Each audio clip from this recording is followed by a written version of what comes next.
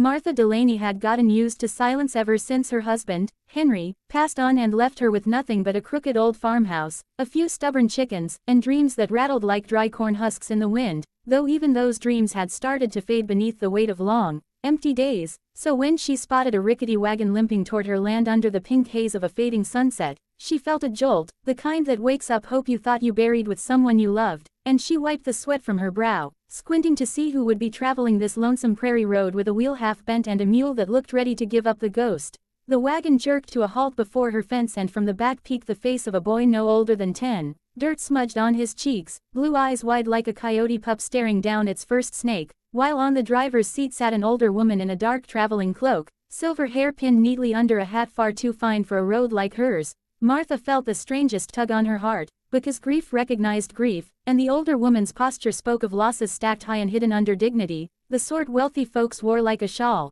"Evenin', ma'am," the child croaked, voice small yet polite. "Our wagon wheel gave out and Gran says we need water for the mule or he'll keel over," and Martha, who once begged neighbors for help after Henry's accident only to taste the bitterness of closed doors, made her decision fast like snapping kindling, swinging open her gate with a steady hand. She offered them entry, and the older woman nodded with quiet relief, saying her name was Eleanor and the boy was her grandson, Samuel, though she said it with hesitation like she was hiding a dozen truths behind just those two names. Martha led them to the well, gave the mule a bucket of cool water, and invited the travelers to stay the night, insisting that rooms empty of laughter do no one any good, and at her words, Samuel's eyes sparked in a way that melted the chill around her tired heart. They ate a simple supper of beans and cornbread, the kind Henry always claimed needed twice the butter, and while they ate, Martha watched how Eleanor carried herself like someone who belonged somewhere grander, not on a dusty ranch at the edge of nowhere. She tried to ask where they came from, but Eleanor dodged every question with polished grace, spinning vague tales of business up north,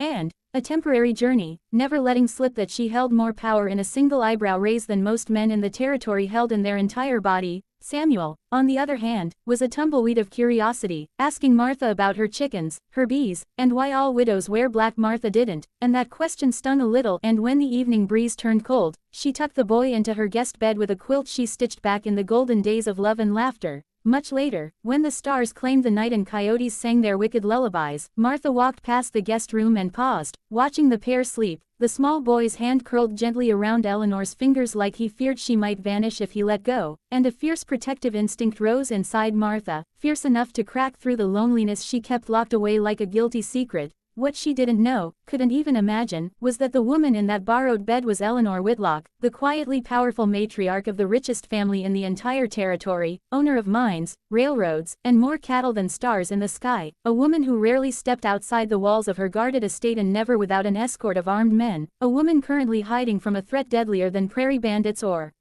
rattlesnakes, because greed made monsters even in the hearts of kin, and Eleanor had fled to protect the last piece of her family that mattered. The widow who opened her humble home to strangers thought she was offering charity, but she had actually taken into her care the one boy whose inheritance could spark a war of land and money across the West. The wind outside whispered warnings against the sagging windowpanes, and Martha felt a chill she couldn't explain as she returned to her lonely bed, unaware that her kindness had changed the future of her life, her land, and possibly the whole territory. And while she slept, Eleanor lay awake with eyes wide open, thanking the stars for the widow's generosity but worrying how long their luck would last. Because danger has a way of sniffing out fortune like wolves track blood, and very soon, men wearing polished boots and hungry eyes would come looking for the boy and the grandmother who vanished into the prairie dust. So Martha, who already lost one love to the unforgiving West, would face a choice that could break her heart again or rebuild it stronger than ever. Yet for now the night seemed peaceful, and the only sound besides the wind was the soft, content breath of those she had taken under her wing, unaware that she had just sheltered royalty dressed in rags, and the dawn would bring more than sunlight.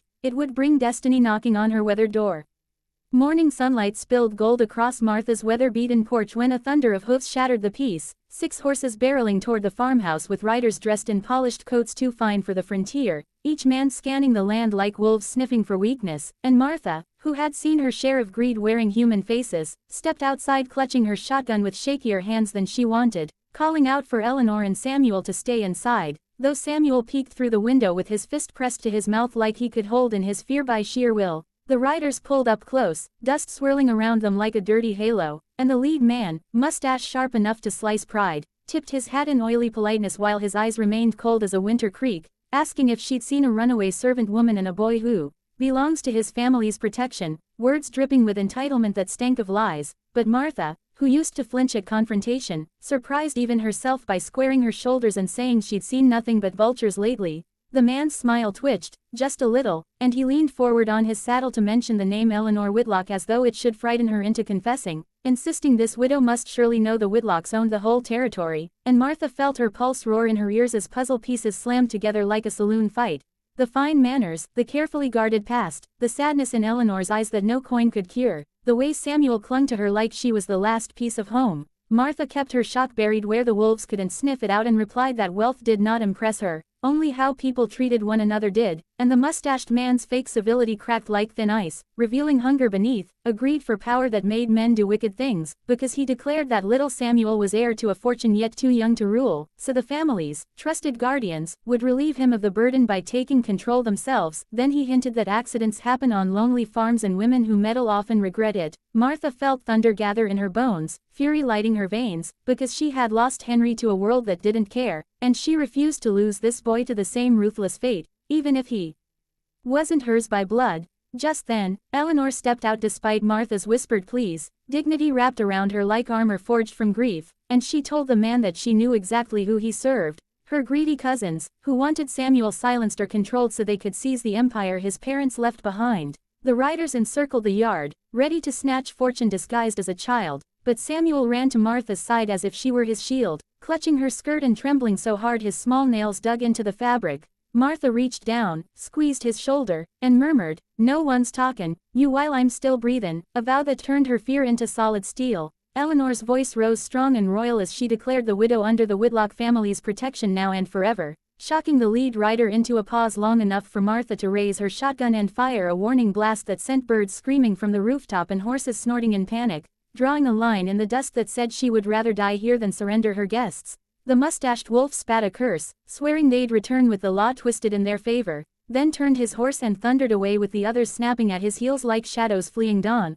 leaving a silence so heavy it bent the air. Samuel buried his face in Martha's side, sobbing with relief and terror tangled together, while Eleanor whispered a soft thank you that carried decades of pain inside it, and Martha, still holding the shotgun like a torch against darkness, realized her loneliness had been replaced with a fierce purpose, a love powerful enough to challenge the richest tyrants in the territory, and she told them both that nobody threatens family under her roof, not ever. Little did she know, this was only the first battle in a war brewing like a storm on the horizon, a storm that would test every scar, every hope, and every last heartbeat she had to give, because once you stand against powerful men with everything to lose, you can never go back to an ordinary life again. As Samuel clung to her, she felt the heartbeat of something new, belonging, and it struck her that maybe this fight wasn't just about protecting them, maybe it was about saving herself from a life of silence, and in that moment Martha Delaney, the lonely widow forgotten by the world, became a protector, a warrior, a mother in every way that counts, ready to face whatever thunder rode next over the dusty horizon.